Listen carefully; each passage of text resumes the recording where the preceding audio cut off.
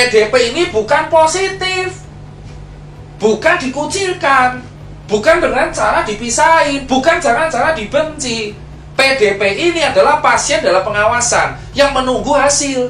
Kayak saya kemarin masuk rumah sakit, saya gejalanya 3 yang memenuhi: batuk, demam, baru 1 hari demamnya, dan riwayat kontak dengan red zone. Ternyata di hari kedua gejala saya sembuh. Saya langsung turun status jadi ODP. Di rapid saya pertama kali saya negatif. 7 hari kemudian saya di rapid negatif, saya keluar. Sambil nunggu, gak perlu nunggu swab kalau misalkan rapid 2 kali dalam 7 hari itu negatif terus. So PDP itu bukan pasien COVID. PDP adalah pasien dalam pengawasan yang gejalanya mirip COVID, tetapi tesnya belum keluar atau tesnya pun negatif, maka dinamakan PDP. Lah terus kenapa harus dikarantina? Ya karena tesnya belum keluar. Kalau tesnya udah keluar, ya kalau tesnya udah keluar dan negatif, dia keluar di rumah sakit. Contoh kayak Wisma Atlet. Tadi dokter TNI dari Wisma Atlet mengatakan ke saya, kalau misalkan PDP ini udah sembuh, negatif semua, dia keluar suruh karantina mandiri di rumah, jaga-jaga tidak menularkan. Ini PDP. So kalau ada kemarin masyarakat pemberitaan ODP ditolak, ODP diusir, PDP diusir, itu memalukan. Itu memalukan. Itu bukan pasien positif. OTG pun dia positif tapi gak ada gejala. Mereka akan aman kalau dikarantina mandiri. Nah kalian sebagai warga itu harusnya membantu, ngasih makan tiap hari, diorderin Gojek, nanti ditransfer. Jangan malah diusir.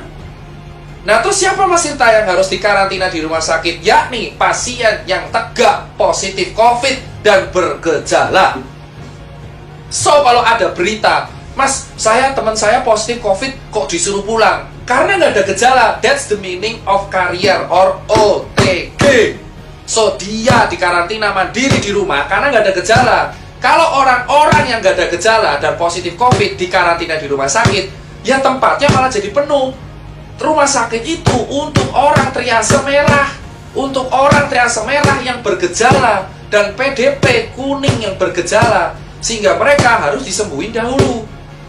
So, teman-teman sekalian, pasien yang paling berbahaya, yang paling harus kita utamakan adalah pasien COVID-19 positif dengan gejala parah. Itu di karantina isolasi. So, yang di karantina berarti ada 2 di rumah sakit, yaitu PDP, yaitu pasien bergejala tapi belum tegak diagnosanya COVID karena gejalanya doang, karena hasil belum keluar, dan pasien yang tegak COVID dengan gejala. So, ODP dan OTG itu di rumah. Nah terus kenapa dokter-dokter, ini yang saya kecewa, kenapa tenaga medis malah ditolak? Tenaga medis itu nggak boleh ditolak. Tenaga medis memang merawat COVID, tapi mereka pakai APD. Mereka tuh mau copot APD cuci tangan. Kenapa kalian singkirkan? Kenapa kalian kucilkan? Itu tolong coy, ngucil-ngucilin orang-orang tenaga medis. Dia manusia, dia itu penyelamat. Di Cina, orang tenaga medis masuk ke rumah dikasih bunga, dikasih surat. Di sini ada orang curhat tiap hari, pasti ada. Dokter nangis karena dikucilin lingkungannya. Diusir dari kosan. Diusir dari kosan. Mereka ini statusnya dokter, itu ODP. Mereka punya riwayat kontak dengan pasien positif, tapi mereka nggak bergejala. Dan mereka juga dites rapid tiap hari, Bapak. Tiap 7 hari mereka tuh tes rapid. Kalau sudah positif dia dirumahkan. Sistem jaganya tenaga medis itu 14 hari off, 14 hari on. Jadi 14 hari jaga, 14 hari off turun. Jadi mereka itu bukan orang yang aib gitu loh Pak. COVID itu kayak TBC Pak. TBC bahkan lebih berbahaya, dia airborne disease. Dan TBC itu diremahin di Indonesia. Bahkan sudah ada vaksinnya BCG. TBC selama dulu airborne disease, gak ada kayak gini. Padahal TBC itu kalau batuk, virusnya Mycobacterium tuberculosis itu bertahan di udara selama berjam-jam. Dan pengobatannya TBC itu 6 bulan. Belum campak. Tapi kenapa COVID dianggap aib, tapi TBC enggak? Padahal lebih parah TBC. Saya penderita TBC, 10 bulan saya baru sembuh. Usia 8 tahun sampai 9 tahun. So, buat teman-teman semua, tenaga medis itu memang masuknya ODP. Tapi bukan dijauhin, karena mereka juga cek tiap hari. Kalau ada gejala, mereka PDP di swab negatif. Sampai mereka negatif, mereka dirumahkan kalau mereka udah ada gejala. Dan mereka tuh dokter, mereka tahu, mereka nggak bisa nularin ke orang. Mereka harus jaga diri mereka sendiri. Bukan berarti ya, mereka tuh butuh support. Kita tuh butuh support. Nah, ini sekarang jelas. Yang kelima apa? Jenazah.